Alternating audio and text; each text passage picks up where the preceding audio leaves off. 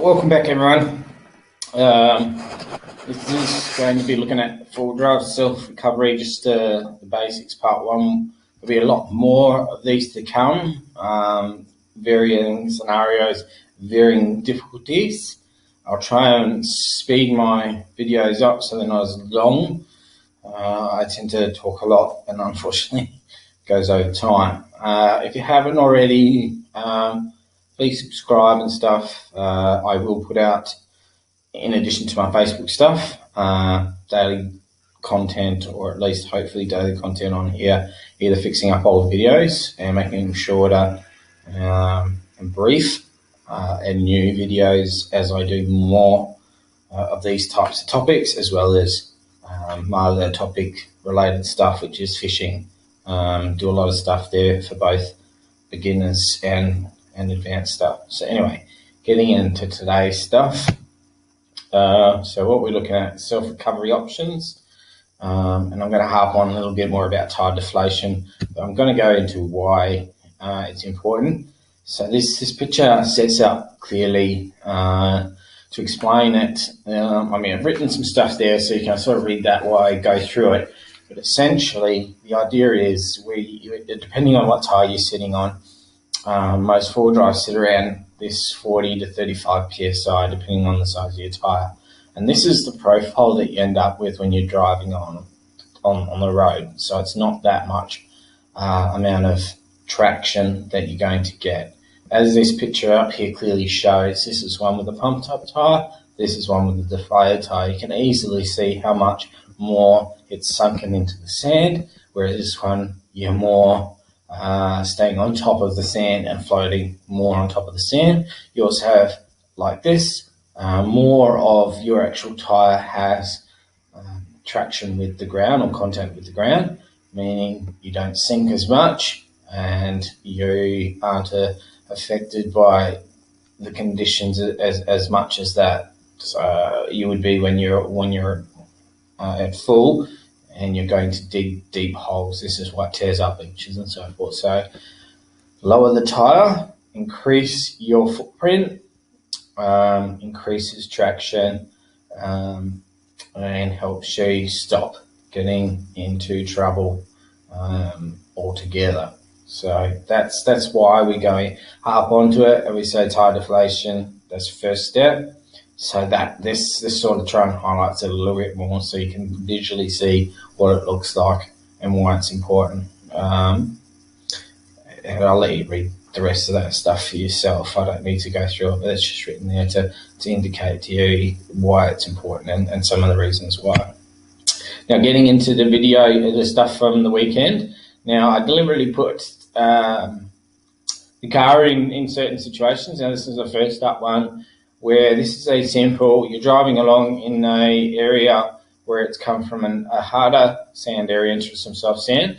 My wife was actually driving. This is one of her first times four-wheel driving, and I've asked her to stop here on some softer stuff as she's dug in. As you can see, she's started to dig in slightly, both on front and rear. Actually, this is a video where you can see as I go around the actual car itself to show you the position that she ends up in.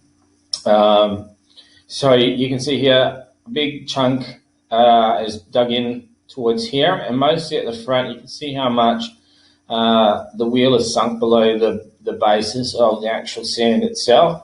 So she's in full height at the moment, so if she was to try and continue to drive forward, which she did, there was no movement going forward. But you can see there's a little bit of, that's where we were aiming to go up, but there's movement to come back, and because this is also on a slope, we were trying to go uphill with the intention of turning out, and direction is downhill.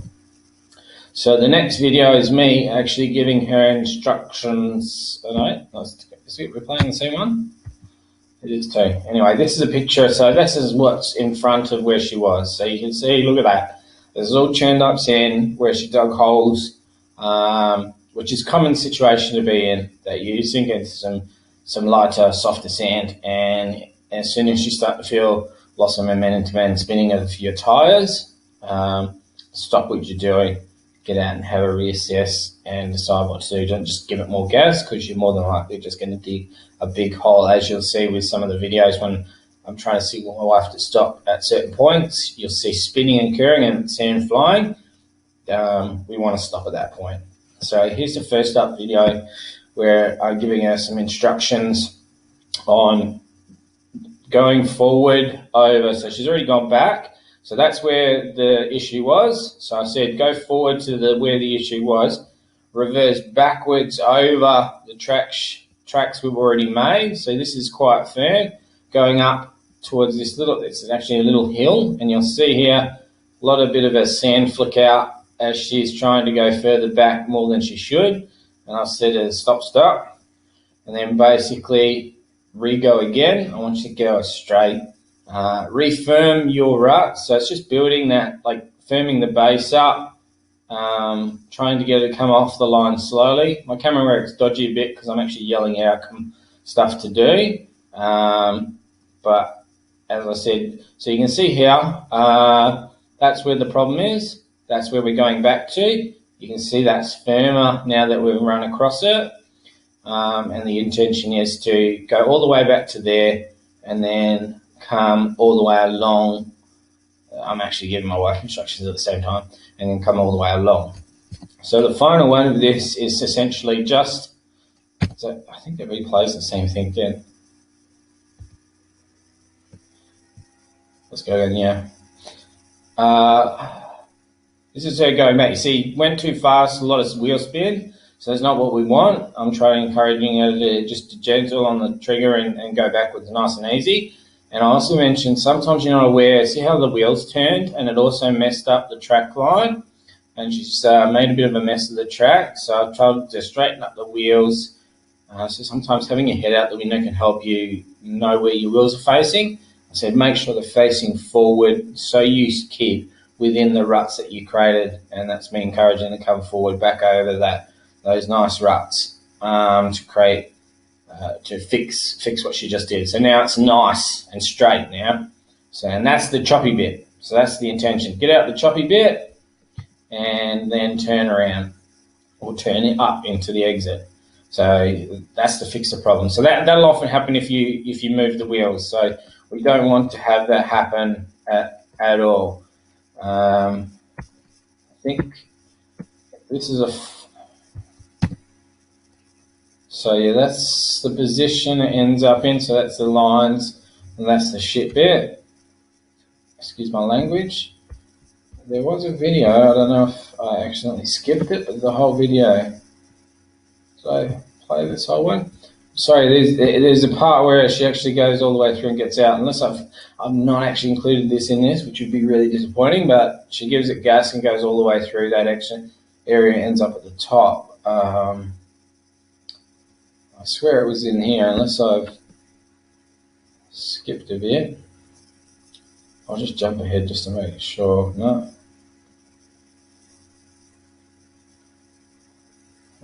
Sorry. Maybe I did miss it. If I'm doing, I might have to re-record this.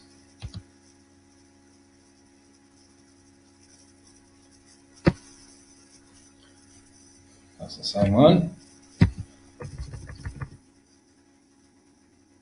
Oh, that's interesting.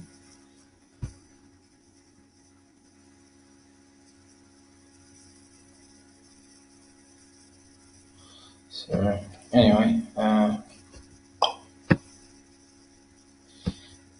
I'll jump out of this because I know exactly where the video is. So I'll play it from the beginning. Here you go. This is easy enough, I think.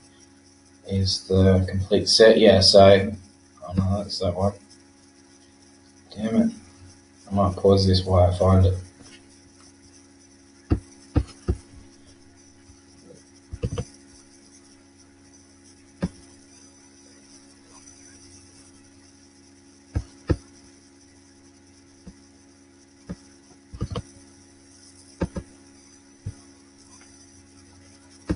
Oh, that was the initial.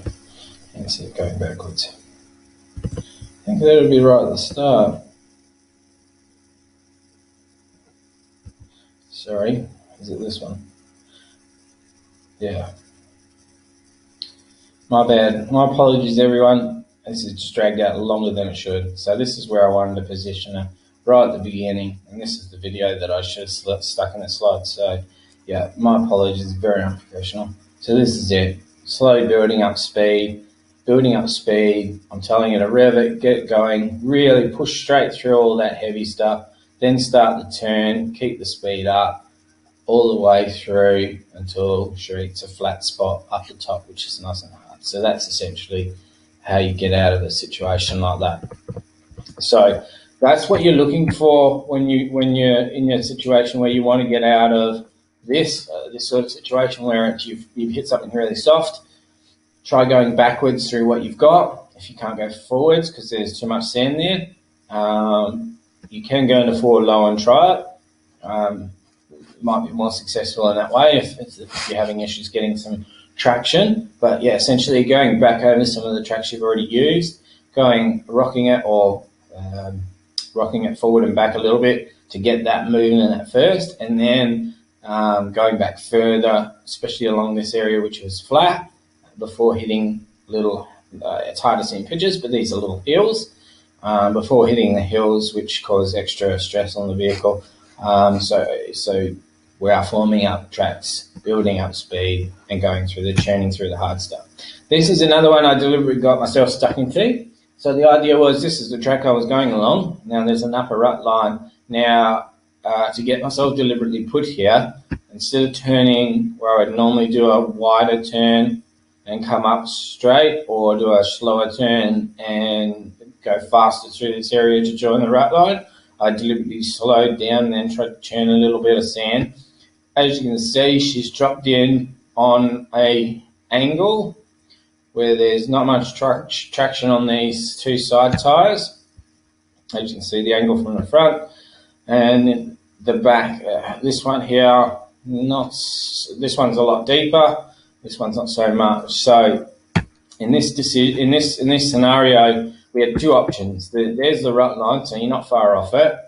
You could either simply put some tracks up and go try and get the car to go up this bit, but as you can see, she's quite low to the bottom because of the angle going across. This is quite low to the ground, so you've got the potential of actually, as you're coming up, or bottoming out again, making it a little bit harder. And as you can see by the picture, this is a downward slope. So as I mentioned before, going sometimes downwards with the direction is easier, and using the lines you've already used previously, you're just reaffirming something you've gone over before.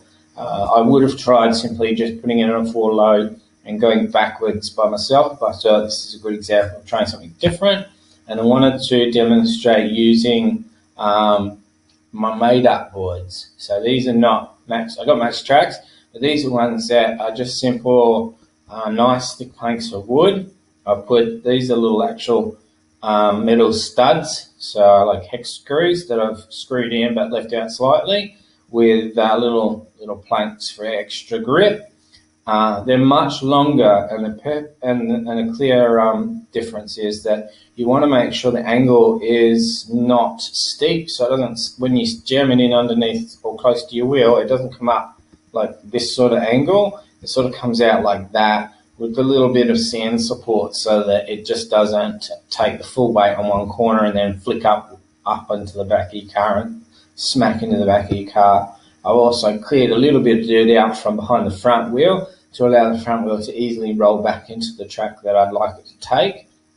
And this is the opposite side, same thing. Just clear a little bit behind the front wheel here, so it knows that it's easier to roll it back into the track I want it to take. So there's the track that I want it to go, and I'm aiming it straight back into this line here, because I want this wheel in this line and my other wheel to end up in that rut line that's already pre-done. And this is the video of it happening. So all I've done is this one, low angle, and as soon as it gets traction, goes straight over the top of it, and I back straight out onto the harder stuff. And as soon as I hit the harder stuff, so there are the tracks there, I keep going back over the harder stuff and finding a nice, I don't know why it replays the same thing twice. Is it the same one? No, this one's different. No? For some reason when I've included the videos, it replays the same one twice, which is very frustrating. The actual video for this second portion was this one, so I'll just play this separately.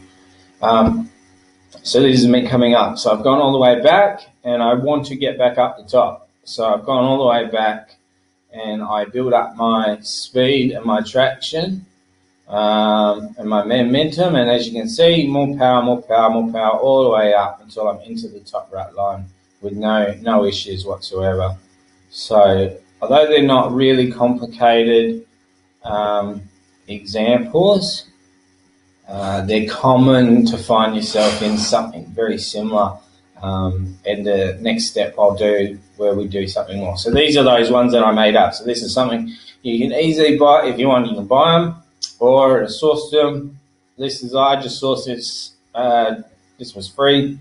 It's just a nice hunk of wood, some tech screws, and a few of these. These are a lot longer, as you can see, a lot longer than a MaxTrack. So giving you a lot more traction, a lot more area for the actual car to have something hard to support itself on and go across. So that's those that instead of a MaxTrack. If you don't have the money for one, something like this works. There are other ones, alternatives out there, which I'll also put together and use to see how they work in comparison. The downside with this is they're obviously a little bit heavier.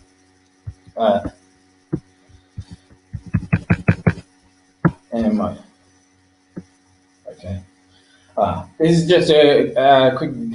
My wife took a video while I was driving along, so this is just the beach we were driving along. So this is looks like a bit of White Hills as I head from Preston to White Hills. So you can see not too flash, a lot of weedy, but easy going. Really nice views out the window. The beach is quite nice. Fairly good conditions here. The last one I have. Let's see if it does it again. Different video. This is at the exit of White Hills. I just wanted to show you guys. And this is at low tide. This is actually a very steep drop off. This is fishing more than four driving. Very deep drop off, and you can see a lot of wave crashing just a bit further. So they're forming out here, and then they're starting to crash in. And then there's this section of whitewash. This is actually when you're there. It's harder to see in the video, but this is a very steep drop off from these lines onwards. And at high tide, this would actually be quite a deep section with that little sandbar out to where those waves majorly crash. That's mainly for the four-wheel drivers out there. Sorry, the fishers out there that are looking for something. So lastly, keep weights. Tires are floating. Can't say that enough. Keys to remember: traction, momentum, speed, weight, surface, and traction control. I mentioned traction, so that's your tires. Momentum, maintaining a smooth momentum. Don't start off fast or don't brake. Always try and keep your stuff smooth. Speeding, well, not speeding, or just keeping your speed at a nice level is great. Weight, so if you're a heavy vehicle, obviously a lot of that tire deflation, a little bit more perhaps, but you're going to have a little bit more harder time getting through some of the areas if you're heavy. And the surface, like if it's a coarse sand or soft sand or really fine sand, you're going to have more issues with traction, so more issues with tires and so forth. Traction control refers to a lot of cars nowadays. If you have four-wheel drive high and four-wheel drive low, four-wheel drive high it won't turn off or might not turn off traction control. Turn your traction control off. Have more control over that because it can interfere and can make driving your vehicle different. Everyone's different. Every car's different. Sorry, every manufacturer makes theirs somewhat different, but mine, I know it doesn't turn off until I actually put it in four-wheel drive low properly, and it can actually really interfere with my driving if I don't remember to turn it off. So I like to mention that if you've got traction control, turn it off, because it will make driving on the beach a little bit harder for you. Now, as soon as you feel a loss of momentum and feel a wheel spin, always stop and reassess, get out, have a look, and try and figure your best way out. Use your gravity if you can. Create your own compact area to build up speed and get out of wherever you are. And don't just try and power out, as in, as soon as you feel this loss of traction a bit, don't just floor it. That just creates a lot of wheel spin and digs you in. You want to have a build up of momentum slowly without total wheel spin, because that's just tearing the beach up and not firming your area properly. And look at where the four-wheel drive low might be needed as well. So don't just stay on four-wheel drive high.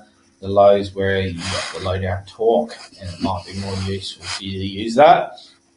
And check your wheels are straight. So I've seen a lot where they're on an angle, and they will create a lot more trouble for your car and wreck your nice ruts that you've made.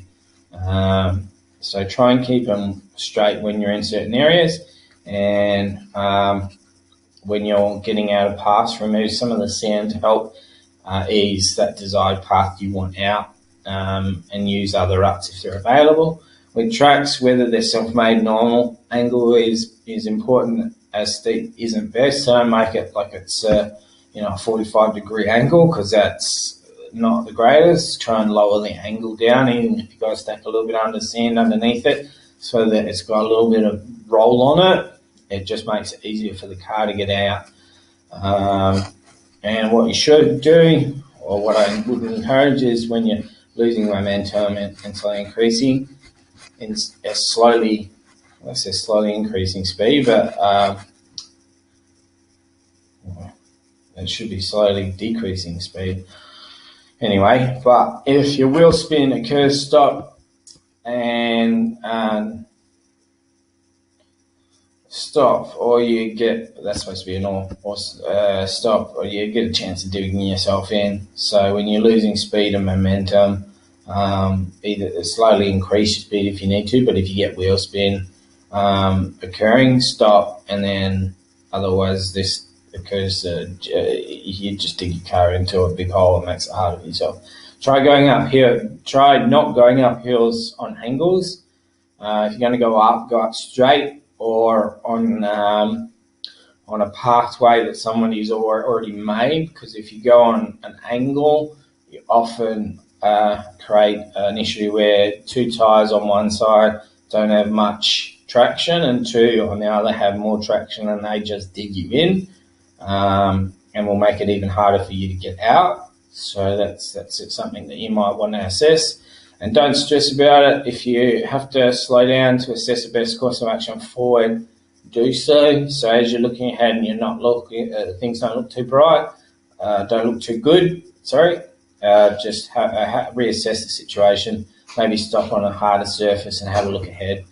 Don't, like Mike said, don't forget to turn traction control off. And you should not use four-wheel drive low when you're stuck in a position, as it helps draw low down torque and increase speed rapidly. This is what you shouldn't do: increase speed rapidly and spin your wheels when building up speed or braking heavily, as these both lead to digging in. That's pretty much it. So hopefully some of that was helpful, and as we go along, there'll be more videos on more four-wheel driving recovery, because focusing more if you're trying to get out yourself. And as it goes along, there'll be a little bit more complicated or more difficult positions I put the car into, and show you how to get out of those without having too much stress and without having to use too much equipment. So hopefully that wasn't too long and was helpful for you guys. So I appreciate you listening, and I'll see you next time.